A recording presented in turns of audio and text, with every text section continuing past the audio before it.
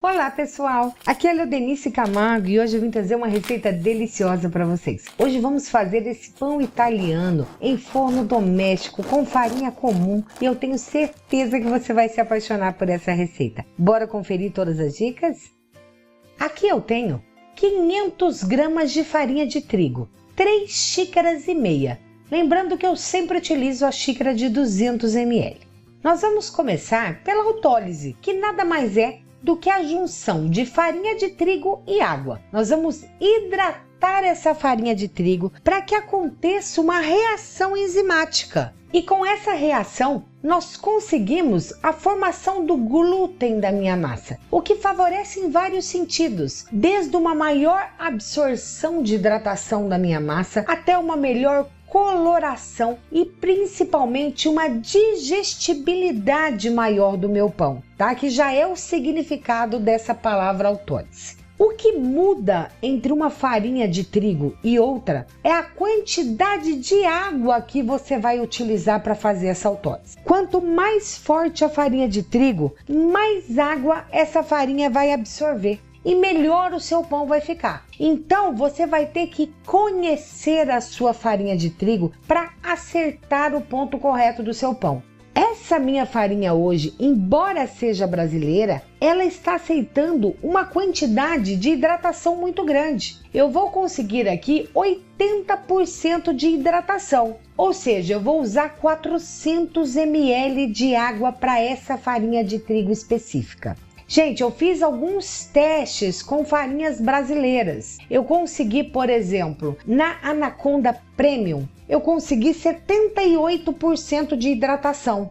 Na Renata, eu consegui 75% de hidratação. Na Rosa Branca Premium, eu já consegui 72%. Então, vai oscilar muito essa quantidade de água. O que eu aconselho? Você começar com um total de 60% de água e depois ir aumentando de acordo com o conhecimento da tua farinha, tá? Então, hoje você faz com 60, amanhã você faz com 62, faz com 65 e você vai conseguir entender quanto que essa farinha suporta de água.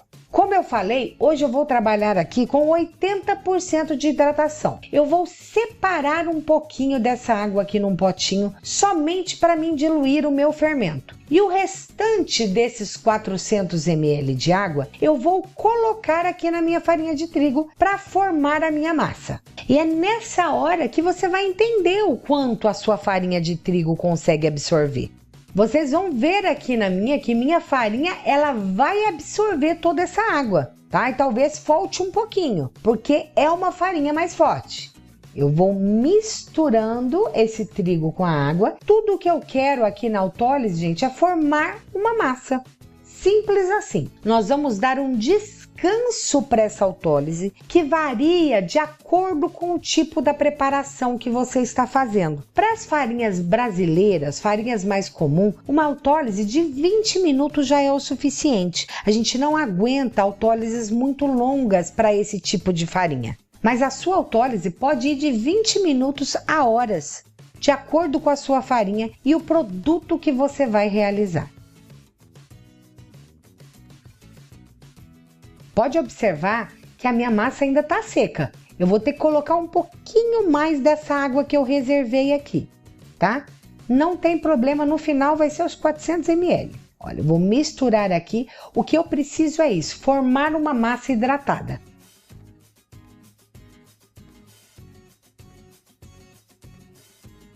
Aqui a minha massa já está pronta, olha. Eu vou utilizar uma espátula aqui somente para desgrudar da minha tigela e conseguir deixar mais ela aqui no meio. Vou cobrir com plástico filme e dessa forma eu vou deixar descansar por 20 minutos, tá? Ao final desses 20 minutos, já vamos conseguir essa reação que precisamos. E eu vou mostrar o resultado disso para vocês. Nesse restinho de água que deixamos, vamos misturar o nosso fermento biológico seco. Eu estou utilizando aqui 1 grama, pessoal. É 1 colherinha de café. É bem pouquinho mesmo, porque eu quero uma longa fermentação, para uma maior degradação dessa minha massa, para mim ter uma massa mais digestiva. Então nós vamos mexer esse fermento aqui e deixar ele descansar pelo mesmo tempo da autólise. Nós vamos cobrir ele com plástico filme também e deixar descansar pelo mesmo tempo que a nossa autólise, somente para ele ir hidratando aqui. Passados 20 minutos da minha autólise, agora nós já conseguimos ver reação dessa massa. O nosso fermento também já descansou. Nós vamos acrescentar esse fermento na minha massa agora. O que eu preciso para mexer nessa massa? As mãos molhadas, porque ela está muito hidratada, ela vai grudar nas minhas mãos. Então eu molho as mãos aqui num potinho e vou mostrar essa massa para vocês. Olha só, gente, sem trabalhar essa massa, sem sovar, olha como a gente já quase consegue um ponto de véu. Olha isso. Porque aconteceu essa reação enzimática aqui. Nós desenvolvemos o glúten dessa farinha apenas hidratando e descansando. Olha que massa bonita, tá? É isso que nós queríamos. Então, com as mãos molhadas, eu vou dar uma achatada nela aqui e agora nós vamos dar sequência no processo. A primeira parte, nós vamos adicionar o fermento hidratado. Vocês vão se perguntar, nossa, mas vai colocar mais água. Essa água é aquela água que já está contabilizada, né? E agora eu só vou misturar aqui. Essa farinha aguenta essa quantidade. Vou misturar muito bem esse fermento e nós vamos dar um novo descanso para essa massa. Nesse primeiro momento, eu não vou colocar o sal. Gente, um bom pão é simplesmente isso: farinha de trigo, água e sal e fermento. Somente, que pode ser o biológico comum ou pode ser o levain, o natural que a gente faz em casa ou até mesmo os dois, tá? Depende a técnica que você for desenvolver. Eu não vou colocar o sal nesse momento para deixar que a minha fermentação aqui aconteça de forma mais rápida. E depois a gente acrescenta esse sal, tá? Olha, vou dar um novo descanso para essa massa. Eu misturei muito bem aqui o fermento.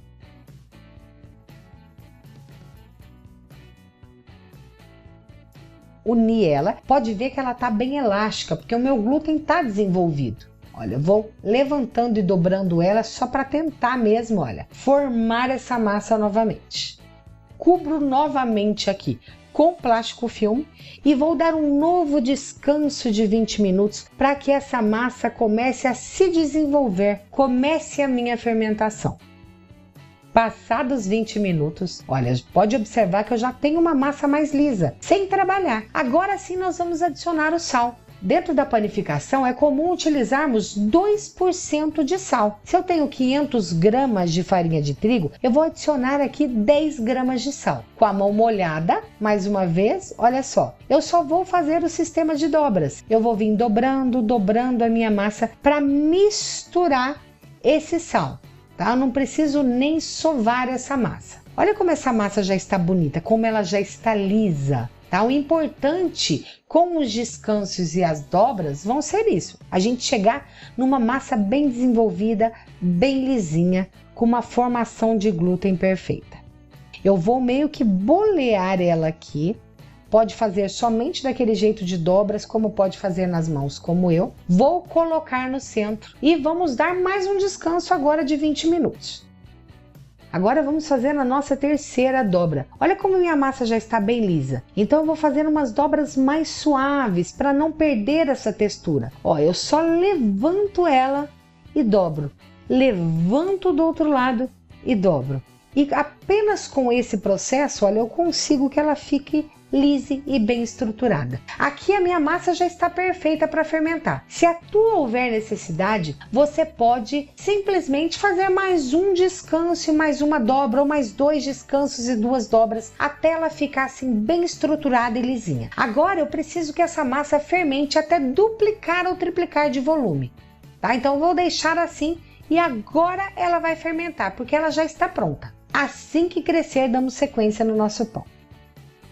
Olha como nossa massa fermentou. Ela mais que duplicou aqui de volume. Pode observar, o plástico está em contato, mas quando eu puxo, ó, ele não destrói a massa, ele se solta porque ela está bem desenvolvida, tá? Ó. A minha massa aqui já está perfeita e agora é hora de modelar o nosso pão. Eu vou utilizar aqui um Banneton para pães, que são essas cestas de fermentação. Se você não tiver essa cestinha para fermentação, você pode simplesmente pegar uma vasilha redonda ou ovalada que você tiver, cobrir com um pano de prato bem limpinho e polvilhar farinha de trigo ou farinha de arroz sobre ele para colocar a sua massa, que vai dar super certo do mesmo jeito. Aqueles potes de sorvete de 2 litros também atendem muito bem para a fermentação do pão. Vai depender do tamanho do seu pão e o formato que você quiser.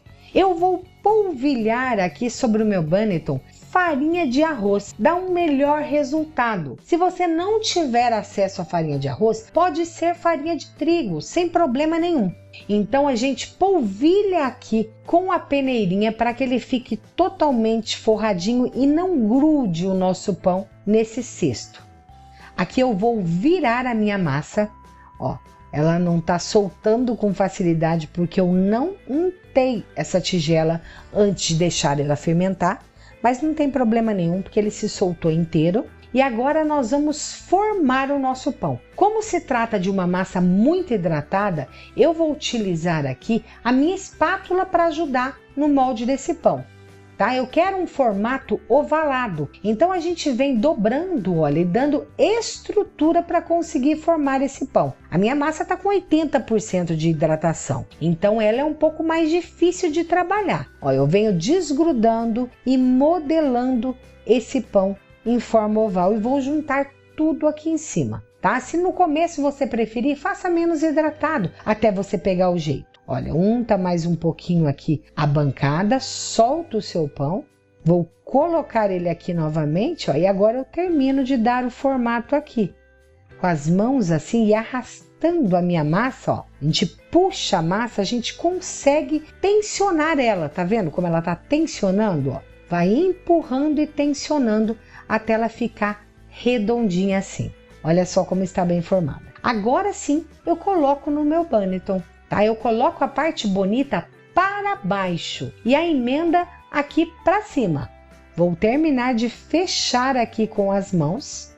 E agora, com o meu pão já formado aqui dentro, é hora de deixar o meu pão fermentar para podermos assar. Eu posso deixar ele fora de refrigeração, cobrir com plástico e deixar aqui cerca de 1, 2 horas para ele crescer e já assar, ou eu posso levar para refrigeração, abaixo de 3 graus aí, em refrigeração de um dia para o outro, ou pelo menos umas 5 horas, para que ele tenha uma fermentação mais lenta ainda, e também o fato de levar na geladeira facilita muito o corte do meu pão.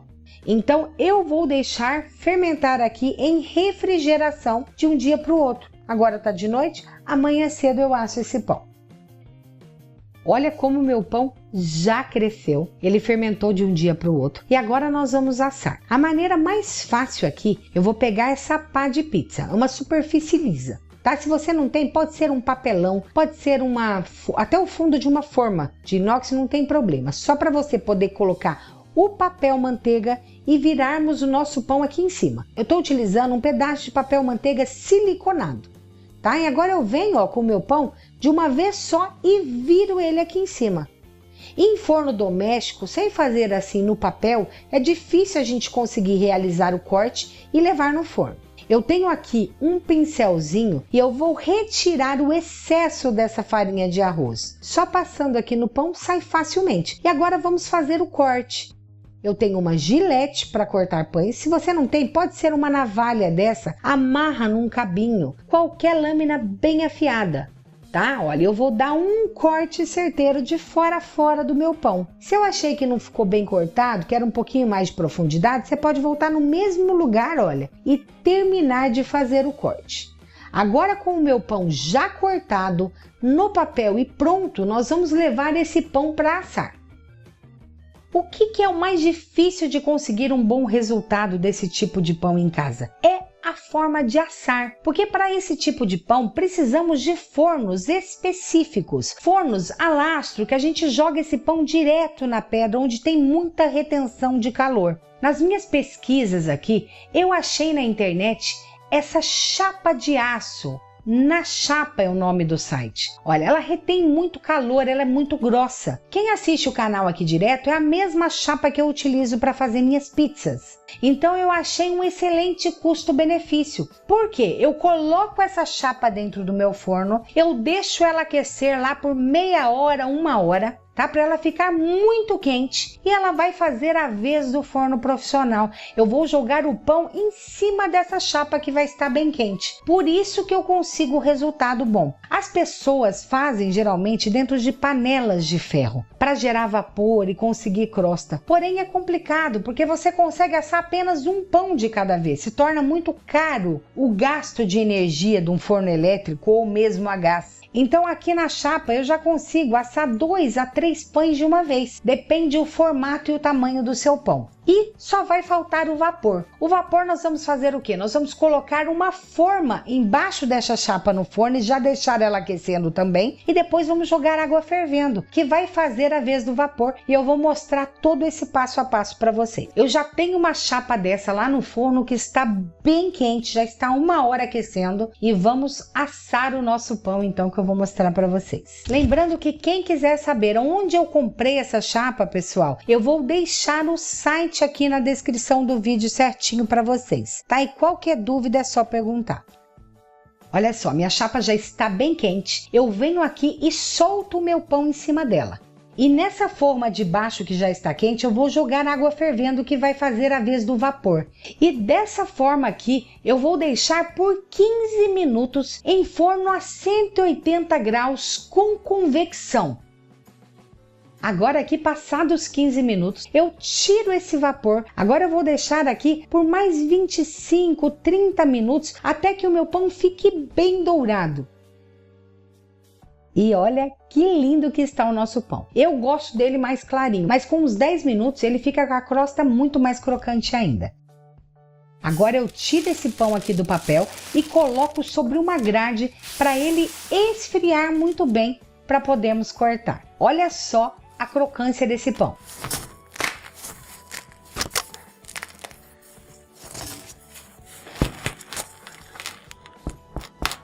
Esse barulho oco indica que o nosso pão já está bem assado, tá? Lembrando que quem não tem convecção no forno pode assar ele na temperatura máxima, tá? A 250, 260 graus Celsius. Com convecção a gente assa um pouco menor.